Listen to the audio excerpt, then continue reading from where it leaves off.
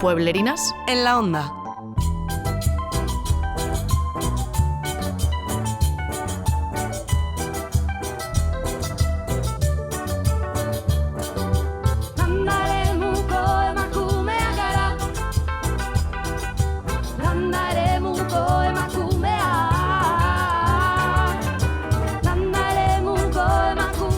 Aquí tus pueblerinas de confianza. con las botas llenas de barro. Y la cabeza llena de ideas. Muy bien. Hala. Yo lo doy por bueno. Genial. Genial. Ongi etorriak. Bienvenides. Bienvenidas. Bienvenidos A Pueblerinas en la onda. un video podcast sobre ruralidad y feminismos. Landartasuna eta feminismoari buruzko bideo podcasta. Un video podcast donde invitamos a mujeres e identidades disidentes, expertas en cotidianidad, acostumbradas a la vida rural, para poder hablar, repensar sobre el territorio que habitamos. Un espacio donde hablar de temas globales mediante la voz, las vivencias y experiencias específicas y locales. Y hoy conversaremos sobre cultura, feminismo y ruralidad. Y lo haremos junto a una invitada, kilómetro cero, como los mejores tomates. Ongi etorria, Marisa. Es que ricasco. Ikatzen nau nostalgiak, ta batzutan esperantzak, nigan nahi ditut beldurrak, hanka sartzeak zalantzak, bengo zaldatu ditzadan, espektatiben orantzak. Decíamos que el tema de hoy es cultura, ruralidad y feminismo, y para desgranarlo con propiedad está hoy con nosotras en los estudios de Pueblerinas en la Onda, Marisa Garcés Álvarez. Marisa Garcés Álvarez trabaja en la Biblioteca de Navarra desde hace 18 años y desde hace 2 meses eres su directora. Colabora con la Asociación Cultural Valdeallín desde sus inicios. Ha coordinado el Club de Lectura Valdeallín durante 7 años, un espacio que donde se ha fomentado la participación y el intercambio de historias. Y Maite Echarri lleva ahora 2 años coordinando ese mismo club, que en 2026, ya en poquitos meses, cumpliréis 10 años en funcionamiento. Exactamente. Casi nada. Y bueno, hoy aparte de algunas preguntas que sí que tenemos preparadas concretamente para ti y para la labor que desempeñas, sí que nos gustaría crear un conversatorio entre las tres donde puedes participar en cualquier momento, en cada bloque, cuando lo creas conveniente, cuando te apetezca. Dar tu Perfecto. opinión, pues tú la das. Genial, encantada de estar aquí para compartir.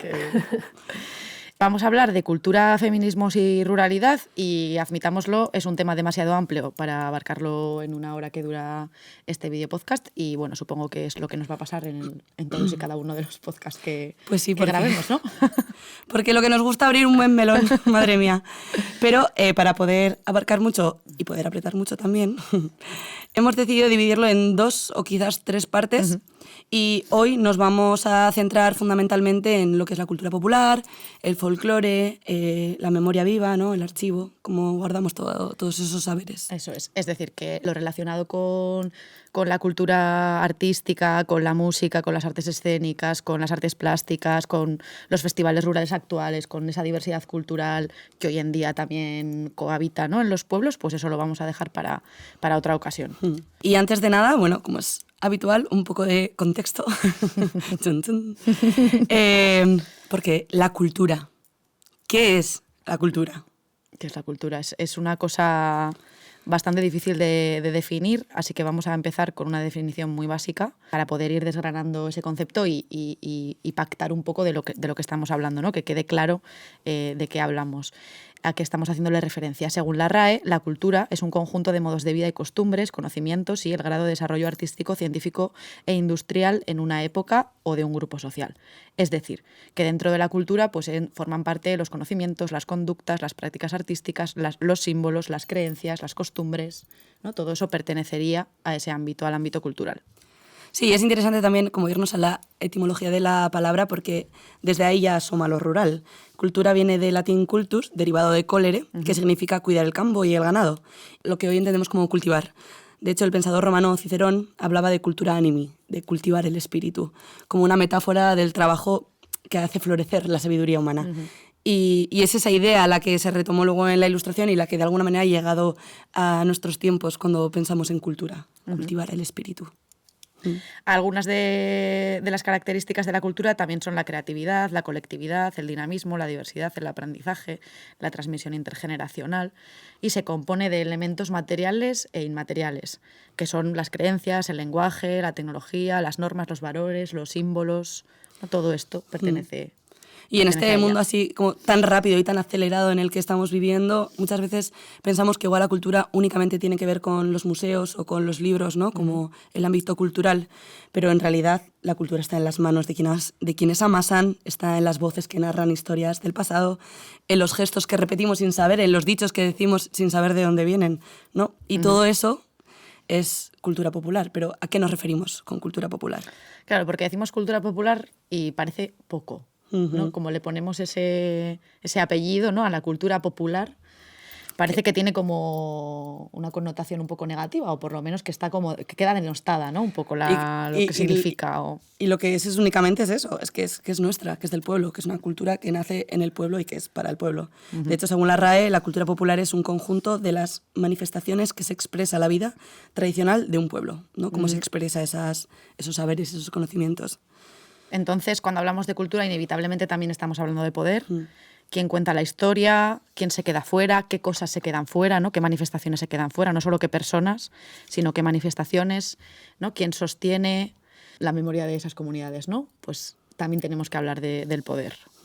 Cuando pensamos en cultura popular solemos pensar en fiestas, canciones, danzas, el sorchico de Lanz, la jota navarra, la mitología, todas las romerías, pero también nos referimos a esos saberes y esas creaciones que las comunidades hacen de manera colectiva, como en botar pimientos del piquillo cuando toca o cultivar espárragos. Y estas cosas no son cosas del pasado, que están como muy presentes en lo que hacemos y decimos en el día de hoy. Y a pesar de que estén presentes, parece que se está, sin embargo, perdiendo, ¿no? O por lo menos sentimos esto a nivel colectivo, no tanto individual, ¿no? Que hay cosas que se están perdiendo y que por lo menos también están cambiando, ¿no? Yo ya escucho a la gente mayor de mi pueblo, no sé si a Marisa y a ti, Carla, os pasa. Yo escucho a la gente mayor hablar de mi pueblo y ya usan palabras que yo... No es que no entienda, que por el contexto sí que las entiendo, pero ya son unas palabras que a mí ya no se me hacen familiares, ¿no? Majar alubias. Yeah. Pues, no, pues ya son unos verbos y unas palabras que hablan de otro mundo, ¿no? Que tiene que ver igual con el mundo más rural, más unido a la agricultura, más hablando en pasado, ¿no? Que yo ya no las siento como mías, esas palabras, ¿no? Sí, como muchos dichos y refranes que los entendemos por el contexto, pero que luego realmente no sabemos que vienen de lo rural. Por ejemplo, no mezclar churras con merinas, que son diferentes tipos de ovejas, ¿no? Eso es. Pues eso lo decimos, pero realmente no tenemos como... constancia de dónde viene, ¿no? Sí. Sí, y claro, y todo esto es sabiduría popular, es cultura, ¿no? Y es cultura oral, ¿no? Que era la transmisión de los pueblos, era la que ocurría, ¿no? En los pueblos, la nuestra, vamos. Y ojo, que la cultura oral va a ser durante la dictadura franquista cuando esta cultura campesina, ¿no? se va desintegrando. Sí, porque sí que es verdad que Franco no es el que inicia el proceso de modernización, pero sí como que acelera ese proceso para que la vida campesina se asimile más a lo rural, o sea, a lo urbano, ¿no? Sí, y es verdad que durante la década de los 60, en esa época en la que se conoce como el desarrollo franquista, que es ese momento en el que se deja atrás el modelo autárquico, se liberaliza un poco la economía y se acelera la industrialización, es cuando ya los pueblos rurales quedan asimilados, ¿no? A los valores urbanos, digamos, ¿no?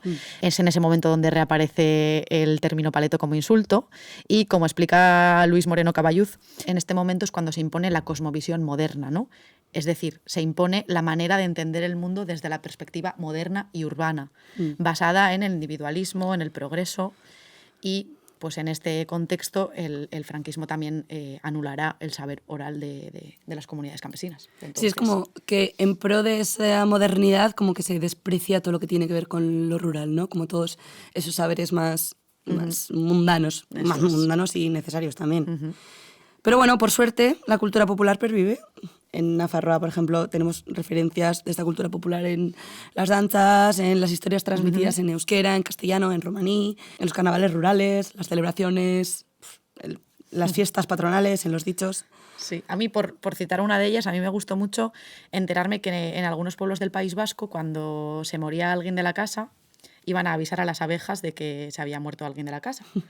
Me pareció así como una cosa como preciosa, ¿no? Como se ha muerto alguien de la casa y les ponían una especie de trapo, de pañuelo negro y les decían, no sé quién se ha muerto, ¿no? No sé quién de la casa se ha muerto, el hermano de no sé quién se ha muerto, porque si no traía mala suerte, ¿no? Entonces, no, como son cosas que van perdurando ahí, ¿no? Por lo menos ahí quedan también en nuestra memoria. Sí, como cosas que hacemos en el día a día que de repente, ¿por qué hago esto? ¿No? Y bueno, o sea que hemos aprendido por ese bagaje anterior de nuestras antepasadas. ¿Tú cómo ves esto, Marisa? ¿Cómo definirías la cultura popular? Bueno, pues es que ya lo habéis dicho, ¿no? Al final, pues es que es eso, ¿no? Las historias, los sonidos, las imágenes, las costumbres, es que al final todo eso lo compartimos sin darnos cuenta. Pero es que terminan entrecruzándose en nuestra vida diaria.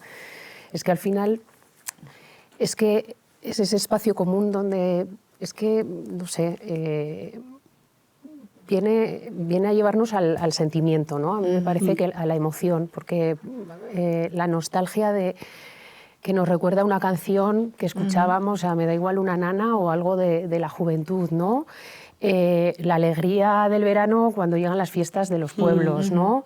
Al final, cuando alguien o algo te recuerda algo y lo compartes en común, sí, es que al final la cultura es ese lugar eso, de la emoción, a mí me parece, y la emoción compartida, ¿no? En lo cotidiano, que al final es significativo y que al final cada persona pone un pedacito de sí misma, ¿no? en construir algo eso, colectivo. Me parece que es... Sí, eso es para mí. ¿Y crees como que estamos viviendo como un renovado interés por estas expresiones comunitarias o esta cultura popular, como que...? Sí, rotundamente. Sí, ¿no? O sea, sí, porque es que al final creo que en este mundo tan individualizado, tan distante, tan frío, tan acelerado, ¿no? Todo esto, ¿no? Que no, me da igual, canciones, tradiciones, fiestas, gestos, que compartimos y que nos devuelven ese sentido de pertenencia, ¿no? De pertenencia a algo o a algún lugar, a una comunidad, que al final, o sea, nos recuerdan de dónde somos, de dónde venimos y que al final existen espacios...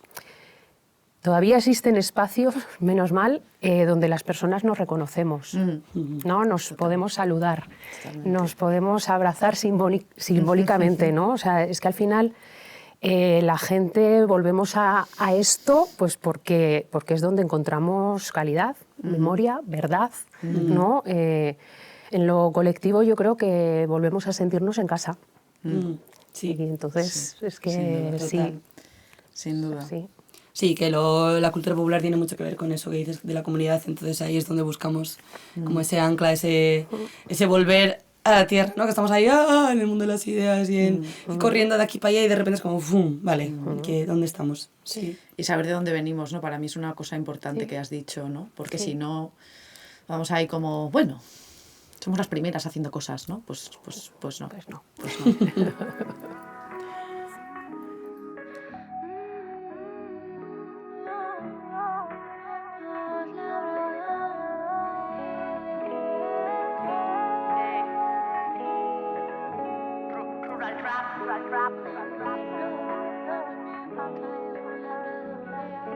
Rural rap, no hace falta cap, sombreros de paja y jazz, hombres de boina y coñac, pasa el juego, rompo el eco de Urban Class, llevo botas anudadas, calcetín por dentro pa' que no me pase el frío.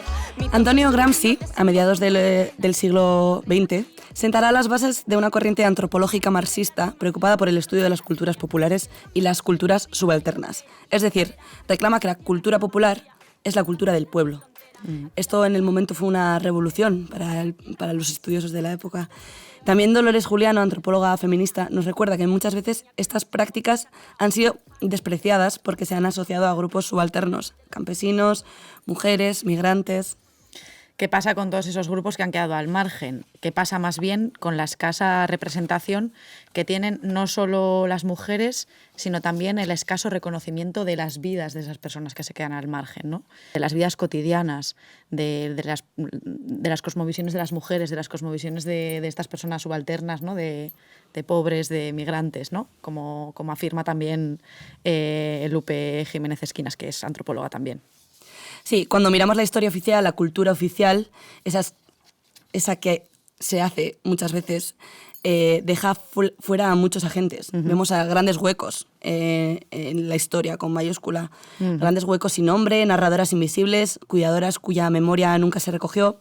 Y sin embargo, sin ellas y sin su trabajo cotidiano, sin sus canciones de cuna, que les hemos mencionado, sus recetas, sus historias al calor del fuego, no existiría todo esto que llamamos cultura popular.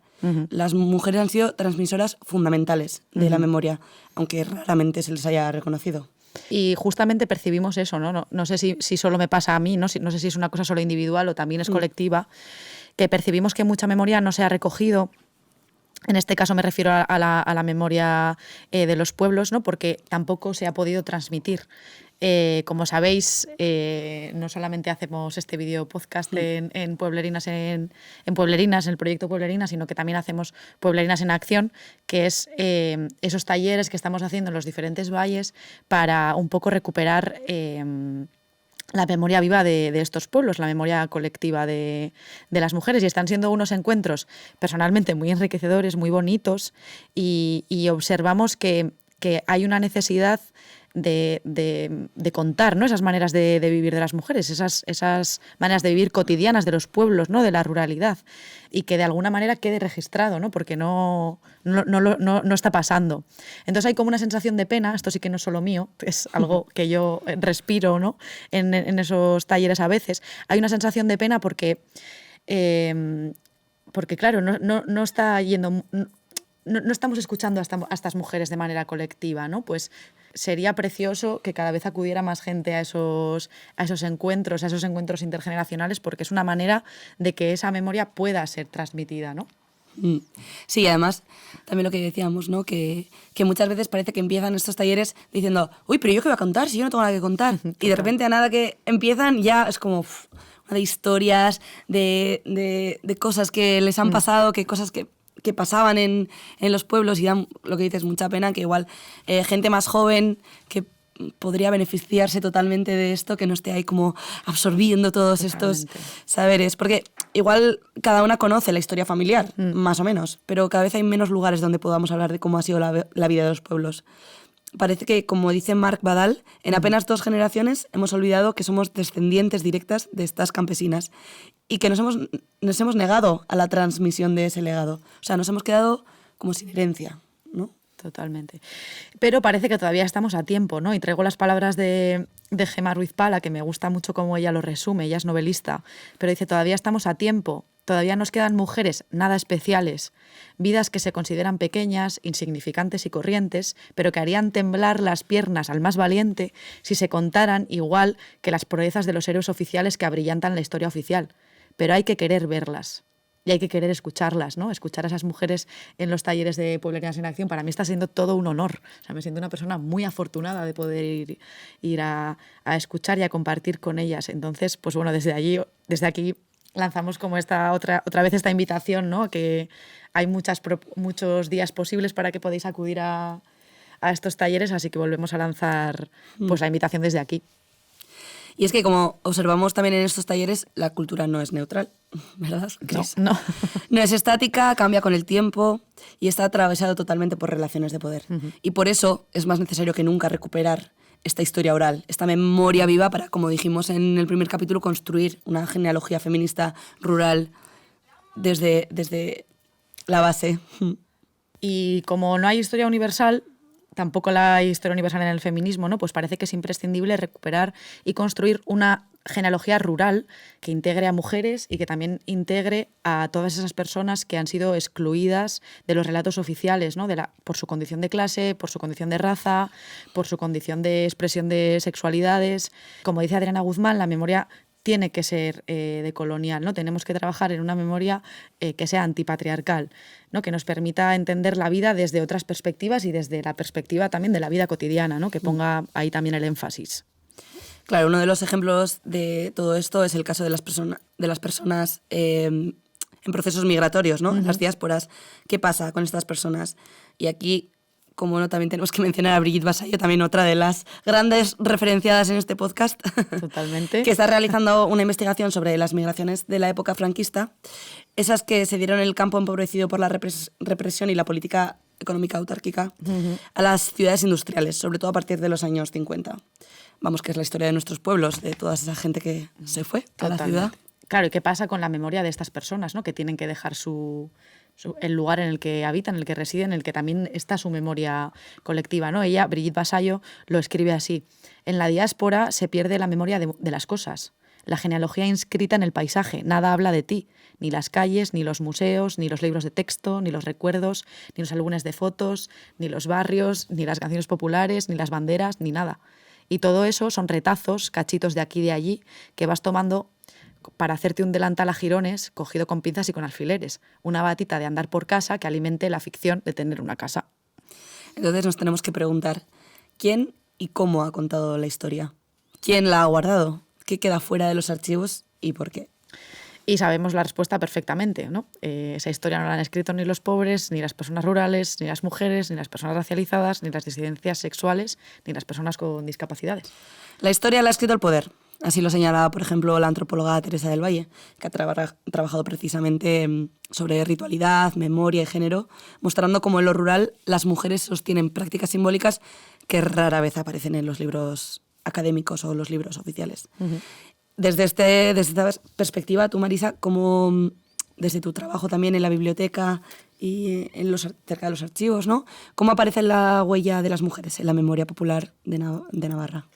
Bueno, pues ya lo habéis dicho, que vamos, hay mucho trabajo por hacer, porque han y hemos sido invisibilizadas. Y, a ver, por ejemplo, o sea, clarísimamente este proyecto de Pueblerinas, lo has dicho, Cris, o sea, Pueblerinas en Acción, es que es una iniciativa preciosa para poder rescatar y poner en valor esa memoria de las mujeres rurales. Yo también lanzo el guante a que participen, porque es que es maravilloso. Yo también formo parte de uno de los grupos y es que es genial. Y bueno, más allá de esto, pues a ver, sí que es verdad que hay proyectos de investigación, ¿no?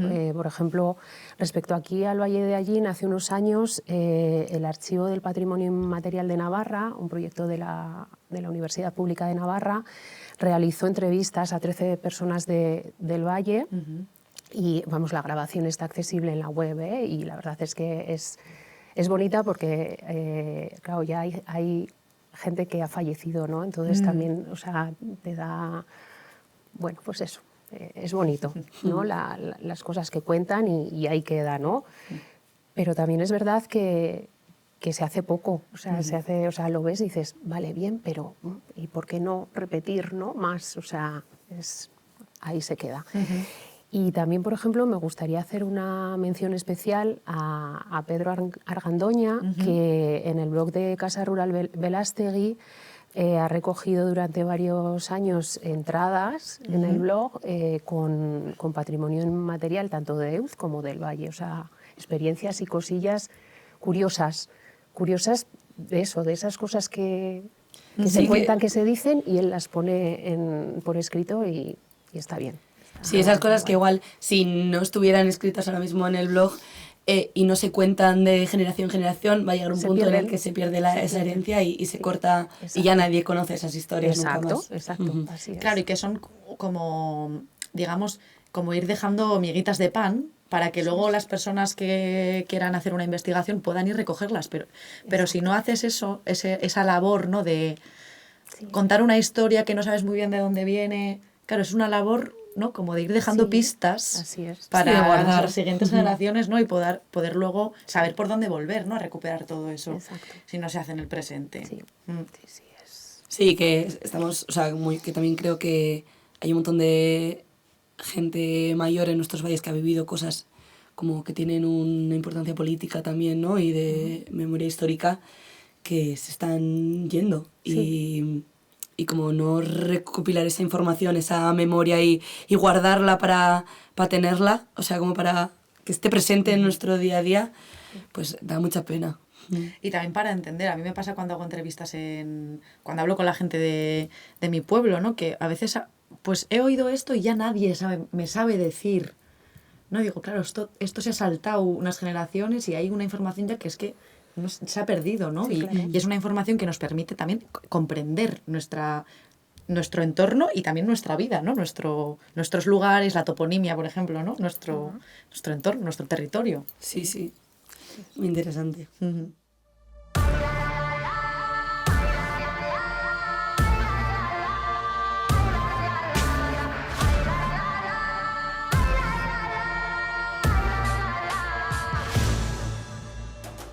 Esta noite foliada, esta noite será a noche nocturreiro, compañeiriña leal, compañeiriña leal, compañeiriña leal. Esta noite foliada, para cantar veño eu coa pandeireta na man, a turuxa canta a min, que non se escoiten berrar, que non se escoiten berrar, que non se escoiten berrar.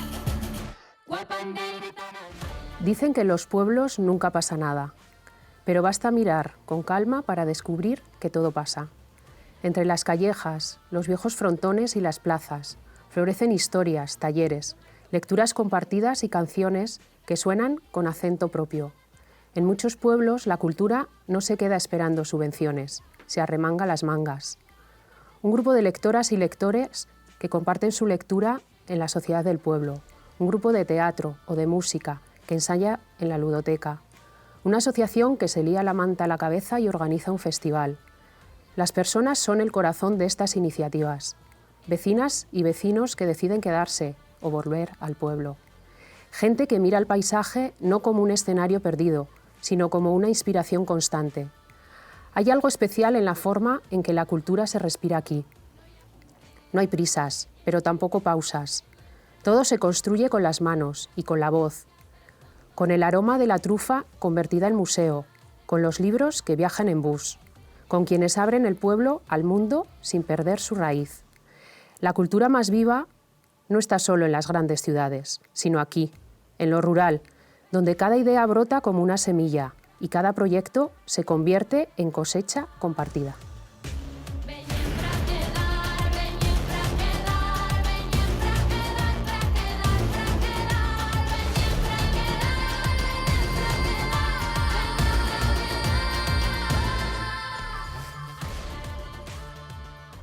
Hemos escuchado un texto de Marisa Garcés Álvarez, que has escrito para esta ocasión. Para este momento. Muchas gracias, ha sido precioso.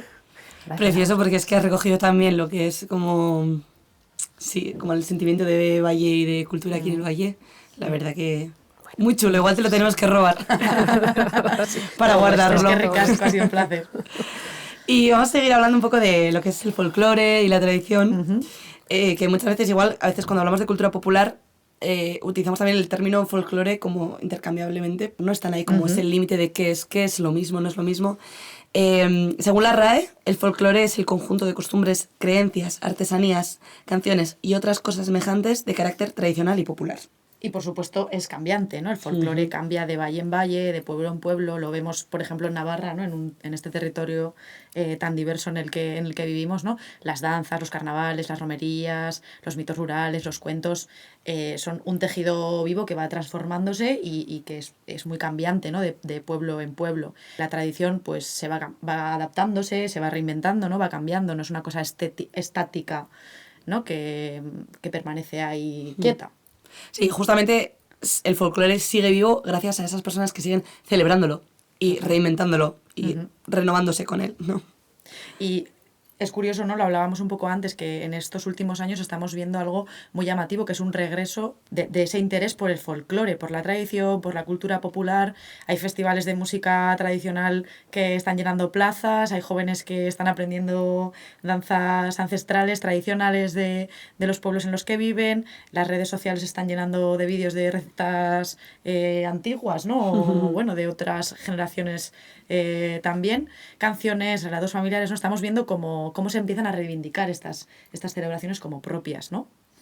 Y este auge no es casual. En una época de aceleración y de cambio constante que hemos estado hablando antes, o sea, al final el folclore funciona como un ancla. Recuperar una canción, un rito, una historia que viene de nuestras abuelas, al final como que nos acerca a esa idea de pertenencia, de arraigo, de identidad y comunidad. Sí, quizá este auge, ¿no? Por la cultura popular, por el folclore, quizá está convirtiéndose en un dispositivo de arraigo. Lo decías tú antes también, Marisa, ¿no? De pertenencia.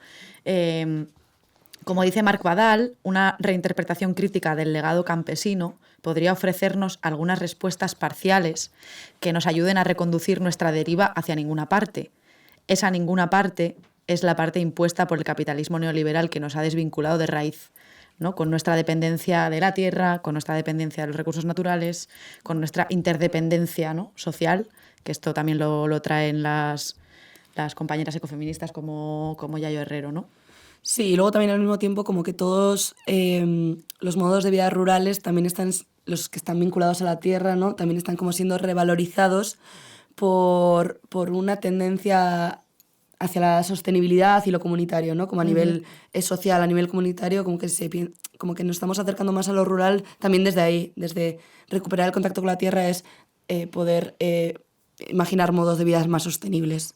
Y además el folclore, que está siendo reinterpretado, ahora mismo no hay que conservarlo tal cual, o sea, sí que hay que conservarlo tal cual, pero también es como un material creativo para generar nuevas cosas, o sea, que no es simplemente algo que es así y punto, ¿no? Que eso nos permite generar otras cosas. O sea, a día de hoy el folclore se está mezclando con electrónica, ya se está llevando al teatro contemporáneo, se usa en videoclips, en referencias artísticas, se resignifica desde una perspectiva feminista o crítica, o sea, se están haciendo un montón de cosas desde esa base. Y se ve claramente que en muchas culturas del mundo está ocurriendo este renacimiento, ¿no? Un volver a la raíz, volver a los orígenes frente a un mundo que avanza hacia una homogenización cultural de manera muy bestia, ¿no? Seguro que para muchas culturas y territorios es más fácil que para otras, ¿no? Como en nuestro caso hay culturas que igual están más cercanas, ¿no? De ese legado cultural y la nuestra igual se ha alejado un poco más, ¿no? Pero, pues bueno, porque son esas culturas que han permanecido más unidas, quizá con más vínculo a la comunidad, a la tierra, ¿no? Y obviamente todo esto que estamos hablando, este resurgir del folclore y de sus diferentes perspectivas, también tiene un riesgo, obviamente, porque ya lo hemos dicho en varias ocasiones, cuando algo, lo que sea, se pone de moda, corre el riesgo de convertirse en un producto más, ¿no? Que lleve a vaciar de sentido político absoluto eso que llamamos cultura popular, el folclore, toda la tradición de los pueblos. Y también a la turistificación, por ejemplo, ¿no? Si estamos romantizando lo rural a través de canciones y imágenes y símbolos, pues eso también nos puede como poner en un punto de peligro, digamos. Y esto también muchas veces ignora la complejidad de la vida rural, como que si representamos el folclore y la tradición de una única forma, también estamos ignorando como lo malo, o toda la complejidad o todas las diferentes perspectivas que habitan a día de hoy en lo rural. Sí, que lo rural no solo es venir a pasar los carnavales. Eso ¿no? es. Que es una cosa que es más compleja y de día a día, de cotidianidad. Y que lo decimos mucho también, ¿no? Que lo rural no es simplemente lo vinculado al campo también, ¿no? Como reinventar esa otra forma de ver y sentir lo rural.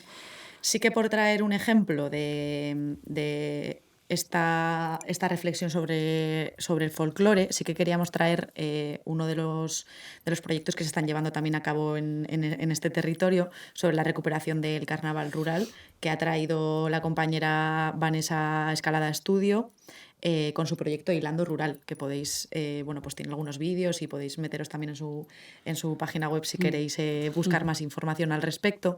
Pero es un proceso impulsado y diseñado por Vanessa, que pretende pues utilizar la arteterapia, ¿no? La mediación artístico-comunitaria y las terapias artístico-creativas para recuperar, ¿no? y para transformar pues, bueno, la cultura en los pueblos, ¿no? Es un proyecto que pretende reactivar la memoria. Lo que ha visto Vanessa es que ha habido una participación altísima de mujeres en estos proyectos, durante lo que ha durado el proyecto, en estos talleres de hilando rural, a pesar de que, bueno, pues cuando tú recuperas un poco las memorias de los pueblos y la participación en los carnavales rurales, pues quizá las mujeres no participaban tanto de manera protagonista, sino que pues prestaban más un apoyo, un sostén, un mantenimiento, ¿no? En el momento de los carnavales. Entonces es como curioso, ¿no? Porque la tradición nos habla de unas cosas, ¿no? Y ahora mismo cuando estamos recuperando esa memoria oral, de repente las protagonistas, ¿no? O las que más activas están en estos lugares están siendo las mujeres, a pesar de que, por ejemplo, en este proyecto era un proyecto profundamente, o sea, era mixto, ¿no? No era una cosa que se planteaba desde lo no mixto, ¿no? Sí, sí que es verdad que el tema del carnaval rural y así como la tradición sí que está como muy marcada por esos mozos que salían ahí a hacer el berro, ¿no? En muchos pueblos. Pero a día de hoy es que la cultura en los pueblos también tiene nombre de mujer. O sea, quien está más generando esa cultura y esa, sí, esa actividad cultural es mucho más la mujer. O sea, tú, por ejemplo, ¿cómo ves esto, Marisa? ¿Cómo has visto evolucionar las tradiciones o el folclore? Sí, por ejemplo, o sea, aludiendo al carnaval rural, o sea, vamos de unos años a esta parte en Tierra Estella, o sea, hay iniciativa popular que generalmente parte de grupos de mujeres, que sí que es verdad que se está recuperando esta tradición en los distintos pueblos, ¿no? O sea, Oteiza, Riezu, ¿no? Y luego hay un día en Estella, ¿no? Que como que bajamos todos los y todas las de los pueblos a celebrar ahí, ¿no?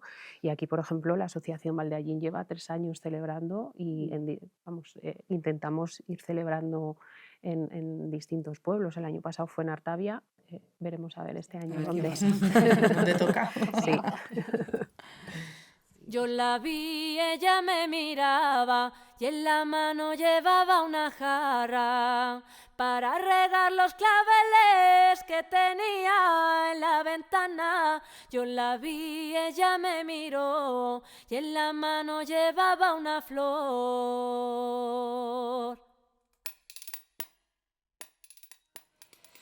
El archivo es un espacio de poder. Decidir qué se guarda y qué se olvida es una decisión profundamente política. Las bibliotecas en este sentido tienen un papel clave. Acercan el conocimiento, democratizan la cultura y crean espacios de encuentro. La Biblioteca de Navarra y las bibliotecas municipales crean proyectos de recopilación oral, documentación local, clubes de lectura, y todo esto ayuda a mantener vivo el vínculo entre pasado y presente, ¿no? De alguna manera. En este sentido, Marisa, ¿cuál crees que es el papel principal de la Biblioteca de Navarra en la conservación de la memoria rural? O sea, ¿hay proyectos que quisieras destacar o cómo puede participar la comunidad en estos procesos de archivo? Bueno, a ver, las bibliotecas públicas, tanto la de Navarra como el resto, porque al final lo que tiene Navarra es que es una red muy potente, ¿no? Si nos comparamos con otras comunidades, porque al final son 100 bibliotecas públicas y si a eso añadimos los bibliobuses, pues todavía muchas más. Y bueno, las bibliotecas públicas al final somos refugio, ¿no? Al final y al principio, y hay distintas iniciativas y proyectos para conservar, para cuidar toda esa memoria y bueno, desde distintos frentes, porque por ejemplo en la Biblioteca de Navarra hay proyecto, como también está la Filmoteca, pues hay un proyecto importante que rescata las grabaciones de casa, las privadas, por ejemplo, ¿no? O sea, ya no solo lo documental, sino lo audiovisual también, ¿no? Por ejemplo. Luego también muchas bibliotecas impulsan talleres, entrevistas, encuentros intergeneracionales, ¿no? La biblioteca humana es un proyecto bonito porque al final te llevas no un libro, sino una persona que te cuenta su experiencia, ¿no? Y ahí pues está bien, ¿no? Y luego también me gustaría destacar porque que somos espacios neutros y neutrales. públicos, gratuitos y comunitarios. O sea, porque al final, en este mundo que cambia tan rápido, las bibliotecas somos centros estables, ¿no? Que permanecemos ahí, que acogemos, que protegemos el patrimonio, que al final, independientemente de modas o de intereses económicos o políticos, ahí estamos. Y que lo más importante es que todas las personas son bienvenidas. Da igual tu raza, tu sexo, tu color, tu clase, da igual. Todo el mundo es bienvenido, ¿no? a la biblioteca. Porque al final somos eso, ¿no? El corazón documental y emocional del pueblo, ¿no? Que guardamos la historia, la conservamos, la compartimos, la mantenemos viva para que nadie olvide quiénes fuimos y quiénes somos. En definitiva. ¿Y qué pasa con los pueblos, Marisa, que no cuentan con bibliotecas, que no tienen centros culturales? ¿No? Sabemos, lo hemos mencionado más de una vez, que el acceso a la cultura pues es más limitado, ¿no? Según donde vivas. Sin embargo, pues bueno, hay iniciativas que ¿no? estáis impulsando desde el marco de la biblioteca, pues... Sí. Por ejemplo, el bibliobús. El bibliobús. ¿Qué es el bibliobús? Mira, hay 3... iniciativas en lo que es Navarra, y una cuarta que se está fraguando. Hay una biblioneta en Auritzberri, hay otra en Leiza. Biblioneta, me encanta biblioneta. Sí.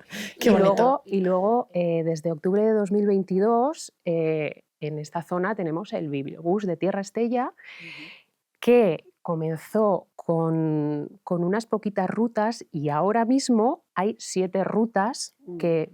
Voy a leerlas, porfa. Claro. El Valle de Yerri, La Berrueza, Urederra, Ruta del Ferrocarril, Muga, Montejurra, Codés y Ruta del Camino, que tienen parada en 58 pueblos. 58. Entonces, es que es eso, acercar la cultura, porque los que vivimos en los pueblos no somos ciudadanos de segunda. Es que el acceso a la cultura es prioritario, y para evitar la despoblación pues tenemos que tener acceso, y la cultura pues es que pues eso.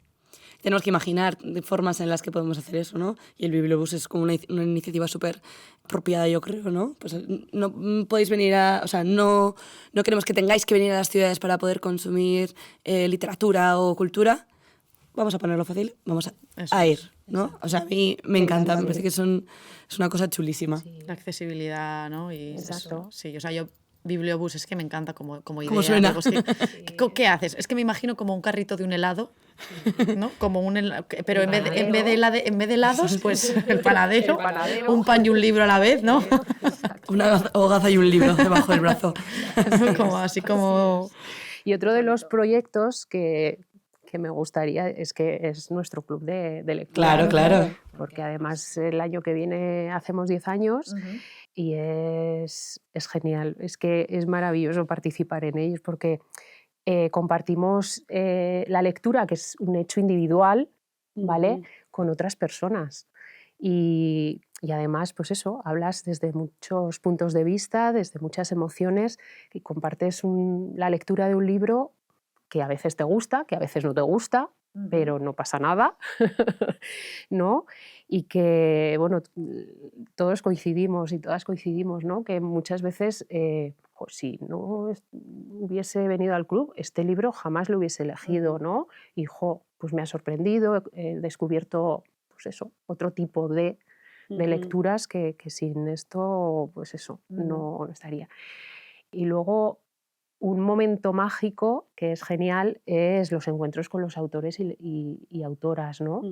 Porque al final el poder compartir el proceso creativo con esa persona que ha escrito ese libro y preguntarles, es que es un lujo, es un lujo, ¿no? Los últimos autores que nos acompañaron en el club fue gracias a TEDer y a una iniciativa del Bibliobús, que fueron Miquel Chasco y Begoña Pro, y fue genial, porque al final, pues eso, siempre compartimos en torno a un refrigerio, pues un pisco labis, un vino, una cerveza, que pues eso, está bien.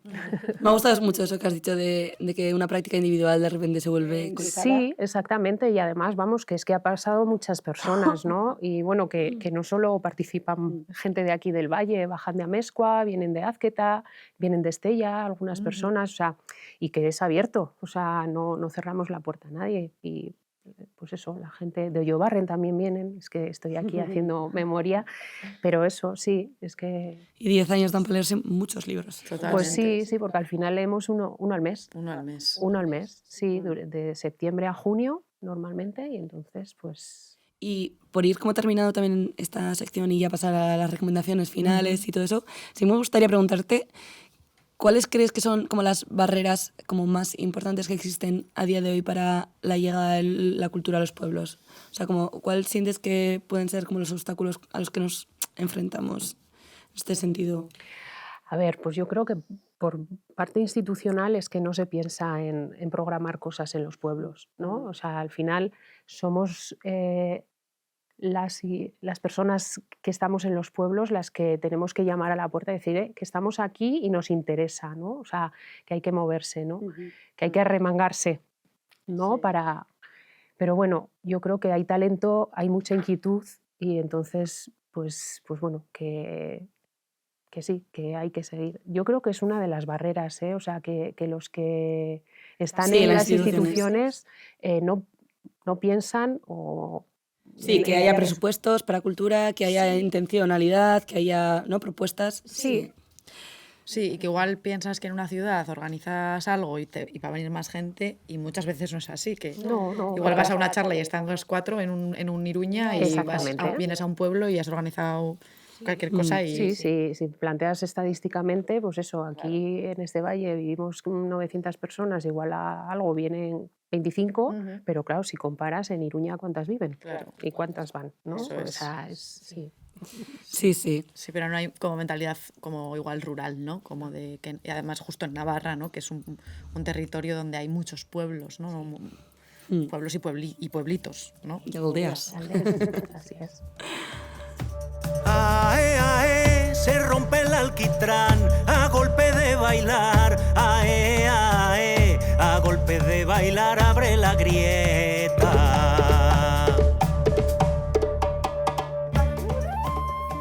Y llega la sección de recomendaciones. Es esa sección en la que justamente recomendamos productos culturales, un libro, canciones, teatros, lo que queramos. Y además tenemos hoy la suerte de tenerte a ti, Marisa, entonces nos encantaría que nos hicieras alguna recomendación, si te apetece. Sí, pues yo había pensado en un libro de Andrea Abreu, que es de 2020, pero que me parece algo curioso, arriesgado y tal, que es Panza de burro. Entonces, pues ahí la dejo. Muy bien, panza de burro. Panza de burro. Yo voy a recomendar, como no lo había recomendado antes, a la maravillosa Bewis de la Rosa.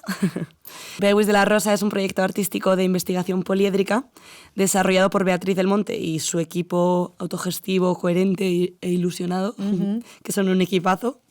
Y su primer proyecto, Amor más que nunca, proponía por primera vez el concepto de rap rural y recoge ensayos, canciones, videoclips y conciertos performativos que hablan sobre el amor y el mundo rural. Luego a ese Amor más que nunca se le añadió como un pequeño EP que era Puchero de Recena y actualmente está inmersa como en un proceso creativo que yo creo que verá la luz en 2026 y que tenemos muchas ganas de ello. Y como pone en su página web, Bewis de la Rosa es pueblo, raíz, revisión de la tradición y puncarrismo. Bewis de la Rosa es sembrar y cosechar otras formas posibles. Bewis de la Rosa es encuentro para creer de nuevo en la comunidad. Bewis de la Rosa es bailar como bailaban nuestras abuelas. Bewis de la Rosa es beber de botijo. Bewis de la Rosa es pogo manchego y jersey de chenilla. ¿Y tú crees que quieres? Pues yo pienso, ¿qué voy a recomendar? Y yo siempre pienso en libros. Por favor, o sea, si alguien que nos escucha, por favor, conoce teatros, cosas así que, por favor, exposiciones, escribírnoslo, mandárnoslo a nuestras redes sociales, lo que queráis, pero por favor, hacérnoslo llegar. Yo voy a recomendar Aulagas. Es un libro de Gemma Ruiz Pala, que la he citado antes a lo largo del podcast de hoy. Es una novela escrita originalmente en catalán. y es de 2025. ¿Qué cuenta esta novela? Os voy a leer un párrafo para usar las propias palabras de la autora, porque me gustó mucho cuando lo leí. Y dice: en los últimos años me han preguntado muchas veces qué tenía de especial la vida de Remei, que es la protagonista de la novela, para estar escribiendo sobre ella. Mi respuesta siempre era la misma: nada. Nada de especial que no tengan las vidas de las mujeres de tu familia, decía. Y aquí mi interlocutor, invariablemente se callaba. Después venían los recuerdos. Uno te contaba una odisea de cómo su abuela había cruzado los Pirineos tirando de 2 críos y un borriquito hasta llegar a Francia.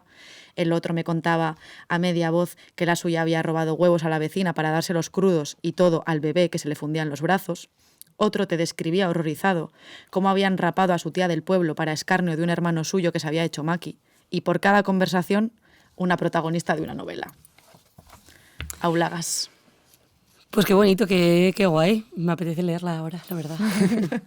Panta de burro, Aulagas y Bewis de la Rosa. Un combo perfecto para estos días otoñales de nieve. Totalmente. No sé, Marisa, si te apetece decir algo más, una última reflexión o... Bueno, que muchísimas gracias por contar conmigo, que ha sido genial. A ti por estar tan cerquita, super kilómetro cero. Un gusto. Es que ricasco. Y como sabéis también, esto es un espacio que pretende ser bidireccional. Como ha dicho Cris, podéis mandarnos también vuestras recomendaciones y todo lo que queráis y podéis dejarnos comentarios, ideas, lo que os apetezca en nuestras redes sociales, que somos muy modernas. Y también nos podéis tocar el timbre de casa. Total. Sí, contadnos cosas que estamos encantadas de escucharlas. Punkis, raperas y raveras, no somos lo que tú quieras. Hippies, modernas o bolleras, no somos lo que se espera. Bueno, y toca despedir el programa de hoy. Marisa, ha sido un lujo tenerte aquí. Mila esker. Es que ricasco. Gracias a vosotras. Mila esker, como siempre, a todo el equipo. Sin vosotras esto no sería posible. Sandra, Olaya, Karma, Mila esker. Gracias, Cris. Gracias, Carla. Esto es Pueblerinas en la Onda. Un videopodcast sobre feminismos y ruralidad. Aquí termina el tercer capítulo, en diciembre de 2025. Cada mes, a mediados de mes, vuelven tus pueblerinas de confianza. Con las botas llenas de barro. Y la cabeza llena de ideas. Síguenos la pista. Compártelo con tu vecina. Y habla con tu prima pueblerina. Mila esker eta hurrengora arte. Kandaremu emakume